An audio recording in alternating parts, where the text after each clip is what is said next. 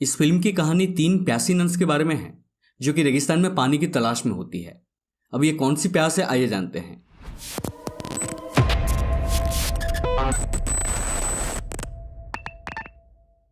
Film का नाम है द लिटिल आर्स।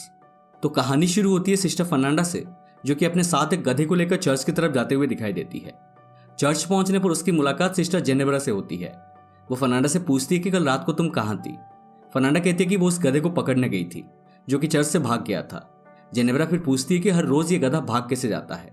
दोनों के बीच ये सब बातचीत चल ही रहा होता है कि तभी वहां पास से गुजर रहा माली लुर्को उन्हें गुड मॉर्निंग कहता है, लेकिन बदले में उसे उन सिस्टर से गालियां सुनने को मिलती है। इसके बाद जेनेबरा हेड सिस्टर मारिया से गधे के बारे में कंप्लेन करते हुए दिखाई देती है। वो कहती है कि गधे को संभालने की जिम्मेदारी उसे दे दी जाए। अगले सीन में हमें सिस्टर अलेक्जेंड्रा दिखाई देती है जो कि अपने बिस्तर पर चुपचाप बैठी हुई रहती है। वो इस चर्च वाली लाइफ से तंग आ चुकी होती है और बाहर जाकर अपनी जिंदगी जीना चाहती है। अगली सुबह उसके पापा इलारियो से मिलने आते हैं। वो कहते हैं कि उसके लिए लड़का नहीं मिल रहा है क्योंकि लड़के वाले काफी ज्यादा दहेज मांग रहे हैं।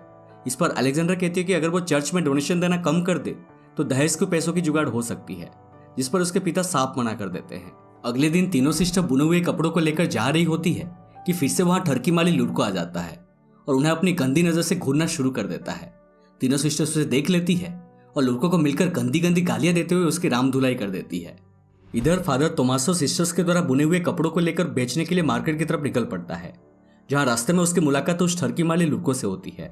लुर्को कहता है कि अब वो उस चर्च में काम नहीं करेगा क्योंकि उन तीनों सिस्टर्स ने उसकी धुलाई कर दी है और उसे गंदी गंदी गालियां भी दी है। इस पर फादर तोमासो उसे रिक्वेस्ट करता है कि अब ऐसा कुछ भी नहीं होगा, तुम प्लीज मत जाओ। बट लुर्को की तब तक तीनों सिस्टर से फट चुकी होती है और वो वहां से भाग जाता है। अगले सीन में हम लॉर्ड ब्रूनो को देख पाते हैं जो कि अपनी बीवी फ्रांसिस्का के साथ बैठकर डिनर कर रहा होता है। वो अपनी बीवी को अपने फाइनेंसेस और वार वगैरह के बारे में बता रहा होता है, बट उसकी बीवी का ध्यान तो पास ही खड़े अपने नौकर मैसेडो पर होता है। दोनों के बीच में नैन मटक्का चल रहा होता है। रात में दोनों पलंग तोड़ने के बाद एक दूसरे से बातें करते हुए दिखाई देते हैं। फ्रांसिस्का मैसेडो से कहती है कि उसका हस्बैंड ब्रूनो किसी काम का नहीं है और उसे कुछ नहीं हो पाता है। इस पर मैसेडो कहता है कि चलो इसी बात पर तुम्हें खुश करने के लिए एक राउंड और मान लेते हैं। सेकेंड राउंड के दौरान अचानक कमरे में लॉर्ड ब्रूनो आ जाता है और इससे पहले कि वो देख पाता कि उसकी बीवी के साथ कौन रंगरलियां मना रहा है, मैसेडो अपना पिछवाड़ा बचाकर खिड़की से कूदकर भाग जाता है। लॉर्ड ब्रूनो उसका पीछा करते हुए नौकरों के क्वार्टर्स में आ जाता है जहां मैसेडो सोने का नाटक कर रहा होता है। लॉर्ड ब्रूनो सभी नौकरों के चेस्ट पर हाथ रखता है जिससे कि उसे पता चल जाता है कि कौन अभी दौड़ कर आया है। मैसेडो की दिल की धड़कन काफी तेज होती है, बट अंधेरा होने की वजह से लॉर्ड ब्रूनो उसे पहचान नहीं पाता कि वो कौन है। इसलिए वो मैसेडो का पोनीटेल काट देता है और कहता है कि सुबह होते ही उसे पता चल जाएगा। लॉर्ड ब्रूनो के जाते ही मैसेडो उठता है और अपने सारे साथियों की पोनीटेल काट देता है। सुबह जब लॉर्ड ब्रूनो उस गद्दार नौकर को सजा देने के लिए आता है तब उसे पता चलता है कि उसका चूतिया कट गया है। थोड़ी देर बाद क्वीन फ्रांसिस्का फिर से अपनी हवस बुझाने के लिए मैसेडो के पास जाती है जो कि खुले में अपना काम कर रहा होता है। वो जबरदस्ती उसके साथ चुम्मा चाटी करना शुरू कर देती है। ये खूबसूरत नजारा छत पर खड़ा लॉर्ड ब्रूनो देख रहा होता है। वो अपने सैनिकों से मैसेडो की गोटियां काट कर लाने को कहता है। मैसेडो अपनी जान बचाकर जंगल की तरफ भाग जाता है। जंगल में भागते हुए मैसेडो को फादर तोमासो मिलता है जो कि नशे में धुत होता है। उसकी गाड़ी पलट चुकी होती है और वो नदी में बह रहे अपने कपड़ों को बचाने की कोशिश में लगा होता है। मैसेडो तोमासो की मदद करता है जिससे इंप्रेस होकर फादर तोमासो उसे अपने साथ चर्च ले जाता है। रास्ते में वो उसे समझा देता है कि तुम गूंगे और बहरे होने का नाटक करना, नहीं तो वहां की सिस्टर्स तुम्हें बहुत परेशान करेंगी। अगली सुबह दोनों चर्च पहुंचते हैं। वहां पहुंचकर फादर तोमासो मैसेडो की मुलाकात मारिया से करवाता है। पहले तो वो मैसेडो को चर्च में रखने के लिए मना करती है, बट तोमासो के कहने पर उसे माली की जॉब दे देती है। अगले दिन मैसेडो अपना काम कर रहा होता है कि तभी वहां सिस्टर फर्नांडा आ जाती है और मैसेडो के ऊपर हथियार तानकर उसके बारे में पूछताछ करने लगती है। दरअसल फर्नांडे को मैसेडो के बारे में कुछ भी नहीं पता होता है। तभी वहां सिस्टर मैरी आ जाती है और उसे बताती है कि यह नया माली मैसेडो है और गूंगा बहरा है। उसी रात फर्नांडा की एक दोस्त मार्ता उसे मिलने आती है और दोनों मिलकर अलेक्जेंडर के कमरे में जाकर शराब पीने लगते हैं। कुछ ही देर बाद जेनेवरा भी उन्हें ज्वाइन करती है। शराब पीते हुए चारों आपस में अडल्ट बातें करना चालू करते हैं, जहां मार्ता उन्हें सेक्स के चरम आनंद के बारे में अपने ज्ञान बांटती है। चारों काफी एंजॉय करते हैं और नशे में धुत होकर जेनेवरा फर्नांडा दोनों मिलकर एक कदम आगे बढ़ते हुए इंटीमेट भी होने लगते हैं।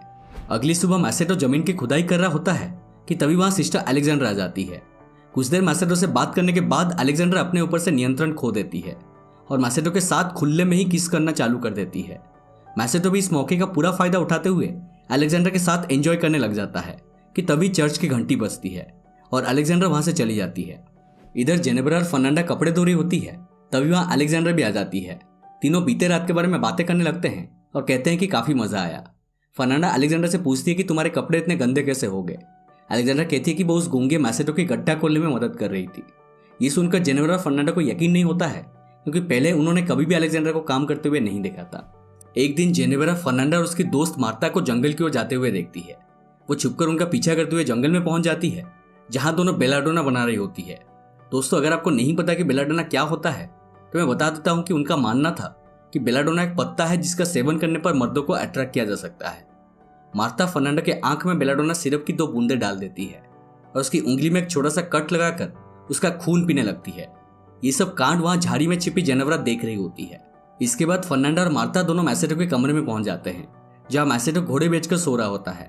फिर हमें तीनों के बीच एक गर्मा गर्म थ्रीसम देखने को मिलता है। मार्ता और फर्नांडा अपनी हवस बुझाने में लगी होती है और इसमें मैसेटो भी बिना किसी भेदभाव के अपना पूरा योगदान दे रहा होता है। अपनी प्यास बुझाने के बाद दोनों वहां से चली जाती है। अगली सुबह बिशप बार्थोलोमेव चर्च के इन्वेस्टिगेशन के लिए वहां आते हैं। तोमास और मारिया दोनों उन्हें चर्च का दौरा कराने ले जाते हैं। मौके का फायदा उठाकर मैसेटो अलेक्जेंडर के कमरे में घुस जाता है और उसके साथ घपाघप करने लग जाता है। इस खूबसूरत पल के दौरान कमरे में एक बूढ़ी नन आ जाती है। उस नन को देखते ही मैसेटो के मुंह से ओह शिट निकल जाता है, जिसकी वजह से अलेक्जेंडर काफी हैरान हो जाती है। फटाफट अपने कपड़े ठीक करते हुए अलेक्जेंडर उस नन की मदद करने में लग जाती है और मैसेटो उस पलंग के नीचे छुप जाता है। दोनों का लक अच्छा रहता है, इसी वजह से उस बूढ़ी बहरी नन ने उन्हें रंगरलियां मनाते हुए नहीं देखा था। मैसेटो खिड़की से कूदकर वहां भागने ही वाला होता है कि कमरे में बिशप, तोमास और मैरी आ जाते हैं। एक बार फिर से मैसेटो पलंग के नीचे छुप जाता है और सभी के चले जाने के बाद वहां से निकल जाता है। इधर जेनेवरा भी बेलाडोना बनाने लगती है। वो उसे अपनी आंखों में डालने के बजाय पी लेती है, जिसकी वजह से उसका दिमाग घूमने लगता है। इसके बाद वो अपने हाथ में कट लगाती है और उसे निकलने वाले खून को अपने गालों पर लगा लेती है। अलेक्जेंडर फिर मैसेटो के कमरे में जाती है और पूछती है कि उसने झूठ क्यों बोला कि वो गूंगा बहरा है। इतने में वहां जेनेवरा आ जाती है। अलेक्जेंडर जल्दी से भागकर एक कोने में छुप जाती है। बेलाडोना के नशे में धुत जेनेवरा कमरे में घुसते ही मैसेटो को चूमना शुरू कर देती है, पर तभी उसे फर्नांडा के आने की आवाज सुनाई देती है। वो भी जल्दी से भागकर कोने में छुप जाती है, जहां उसकी मुलाकात अलेक्जेंडर से होती है। दोनों एक दूसरे को देख के चौंक जाते हैं। फिर कमरे में फर्नांडा आती है और चाकू की नोक पर मैसेटो को किडनैप करके जंगल में ले जाती है। अलेक्जेंडर और जेनेवरा दोनों उसका पीछा करने लगती है और जंगल में पहुंचकर जो देखते हैं उनकी होश उड़ जाती है। वो देखते हैं कि जंगल के बीचों बीच काफी सारी नंगी चुड़ैल आग जला के उसके चारों तरफ नाच रहे हैं और पास में ही रस्सी में बंधा मैसेटो भी पड़ा हुआ है। इस सिचुएशन को देखकर दोनों को समझ आ जाता है कि फर्नांडा और मार्ता मैसेटो की बलि चढ़ाने वाले हैं। मार्ता मैसेटो को मारने ही वाली होती है कि तभी वहां जेनेवरा पहुंच जाती है और उन चुड़ैलों को मारने लगती है। मार्ता जेनेवरा को शांत करने की कोशिश करती है, बट नशे में धुत जेनेवरा उसके सर में पासी में पड़ा एक डंडे से मारती है, जिससे वो बेहोश हो जाती है। इसके बाद अलेक्जेंडर भी वहां आ जाती है और फर्नांडो को मैसेटो की हत्या करने से रोकने लगती है। इतने में मैसेटो भी अपना सच्चाई बता देता है कि वो गूंगा बहरा नहीं है। खून में लथपथ नंगी जेनेवरा भागते हुए चर्च पहुंचती है और वो चिल्ला चिल्लाकर सबको इकट्ठा कर लेती है। शोर शराबा सुनते हुए बिशप भी उठ जाते हैं। जेनेवरा बिशप से कहती है कि फर्नांडा एक डायन है और तभी वहां फर्नांडा, अलेक्जेंडर और मैसेटो भी आ जाते हैं। बिशप सिस्टर मैरिया को बाहर बुलाते हैं, मगर तभी मैरिया के कमरे से फादर तोमासो भी बाहर निकलता है, जिसे देखकर सबकी आंखें फटी की फटी रह जाती है। अगली सुबह बिशप सबको सजा सुनाता है।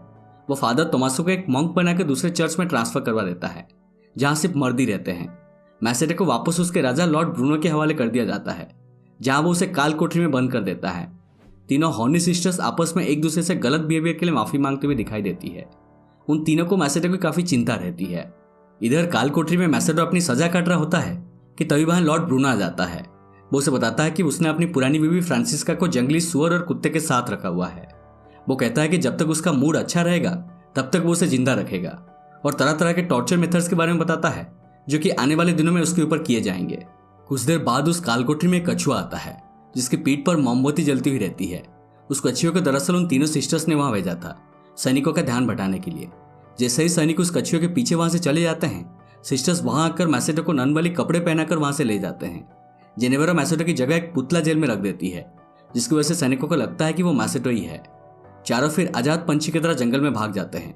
खुश तो होंगे ही, क्योंकि आज रात को फोरसम जो होने वाला था। इधर मैरिया की मुलाकात जंगल में भटक रहे फादर तोमासो से होती है। दोनों एक दूसरे को देखकर खुश हो जाते हैं कि तभी उन्हें सिस्टर्स और मैसेटो के आने की आवाज सुनाई देती है। आवाज सुनकर दोनों छिप जाते हैं और उन सबके चले जाने के बाद एक दूसरे को देखकर हंसते हुए किस करने लग जाते हैं।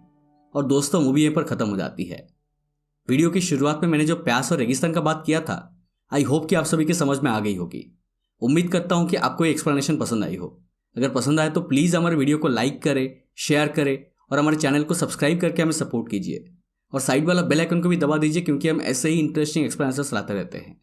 मिलते हैं अगले वीडियो में, तब तक stay safe and take care.